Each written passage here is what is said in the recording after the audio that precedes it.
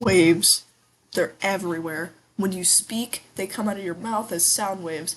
The sun gives out light waves. They exist whenever you go on the beach and you see a wave crash on the shore, which also makes a sound wave. There are two types of waves, transverse and longitudinal waves. Transverse waves are usually electromagnetic waves, meaning they do not need a medium to travel. Longitudinal waves often need a medium to travel, making them mechanical.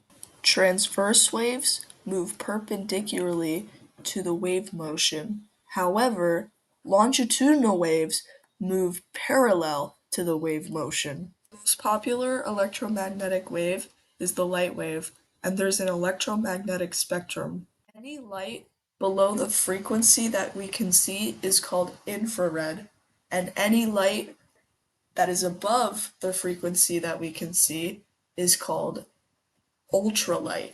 Longitudinal waves are like light waves. However, they are sound waves. Therefore, you have infrasonic and ultrasonic instead of infrared and ultraviolet. Longitudinal waves have three parts. You have a rarefaction, which is a low concentration of particles, and a compression, which is a high concentration of particles.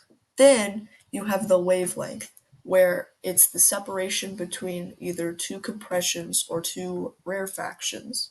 Transverse waves have more parts than longitudinal waves. They have an amplitude, which is the height of the wave.